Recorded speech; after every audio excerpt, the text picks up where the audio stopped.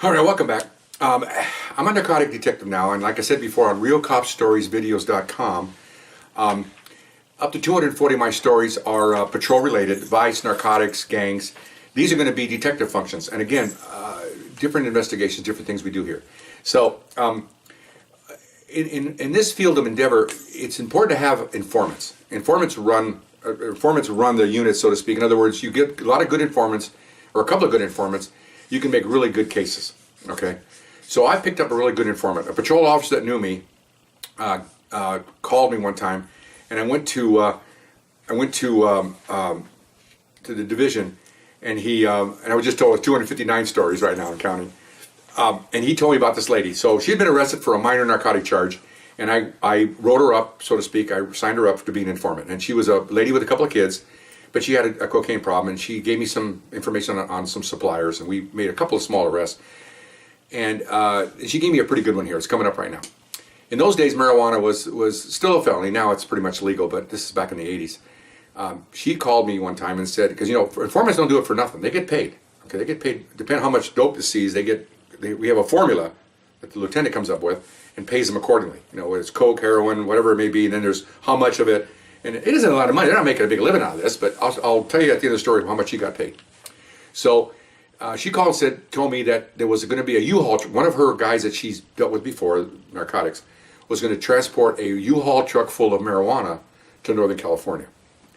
And I said, how big's the truck? Well, it's probably one of the medium-sized U-Haul trucks you use to move your house. Not the real small ones, but the one that has the gate goes up the back. It's got a ramp. It's got mom's attic, over the driver's seat. All the typical U-Haul truck, but the next one up from the smallest one. Okay, fine. I said, well, how's he going to do it? Well, he's going to pick up the truck, and he's going to pick me up, and because I think she was with him. In other words, they were having not an affair. They're both single. But I think they were not boyfriend girlfriend, but just having sex. So she told me that. That's fine. I have no whatever. Not my business. So he told her, well, let's go for a ride. We'll go up to Oakland and stuff, and we'll go for a ride. Okay, fine. So he's going to pick me up, and we're going to go at this one Shell gas station. And maybe I shouldn't say Shell, but that's all right. It doesn't really matter. Any gas station. And then we're going to take off from there. And what time is he going to pick you up? About 4 in the afternoon. Okay, fine. So told my boss, we all set up. So sure enough, 4 on the dot. She's out there waiting for him at a payphone. Here he comes, U-Haul truck. Anybody gas tanks later. He picks her up, get on the Interstate 5, and there they go. Okay, so we're going up there. Okay, so I told her ahead of time, we're going to have a plan. Okay, whenever he stops for either gas or a bathroom, we're gonna jump him. We're gonna arrest him. Okay.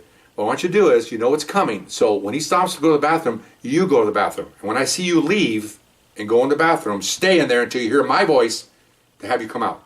Because once we see you leave, we're gonna jump, not jump him. We're gonna arrest him and jumping whatever.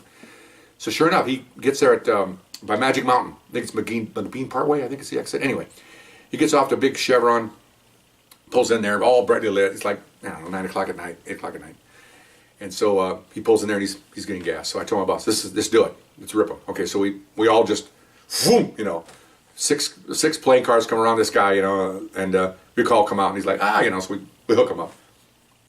I got an informant now, so I don't need to get a search warrant. This is a reliable informant, and it's in court. They've been certified to be honest in what they're doing in the drug trade, not necessarily doing anything else, but anyway. So I get the key, and I open the door, and it's full of marijuana. There's like 1,800 pounds of it. I mean, it's, as soon as you can smell it, it's just standing outside the truck. Okay, that's how strong it is.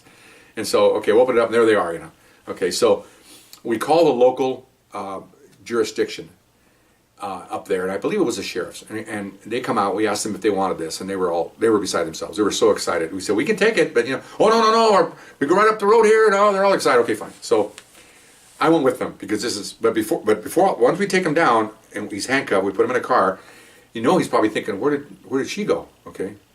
So I go up by the bathrooms because the bathrooms they had doors facing each other, and I made believe I'm trying to do the door, and I told the girl, don't come out, it's me. Okay, you got my voice? Yeah, don't come out, he's still there. Okay, so I make believe I'm going to the bathroom. I come out, I tell my boss, hey, she's in there, so why don't we get him out of here, and then I'll take her out. Okay, fine. And then I got where I had to go to meet the officers. And so as soon as they drive off in the sunset with him and the truck following, there's a caravan of the sheriffs, I go to get her out, and then I ask one of my guys, you take her back home, and I got to go with these. Okay, fine. So that's how it went. I went over there. I gave all the stuff I had, and I'm a reliable informant now because I'm telling them, and I can go to court and I can explain to the judge in his office now, in his court, in his chambers, where I got it, and the judge can order her to come in his chambers and interview her. That's how it's done. You don't do an open court because for her danger, I don't care about me. I don't worry about her. You try to protect her, you know.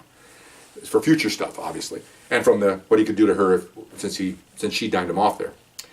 So then, I got done there late. I called her up the next day.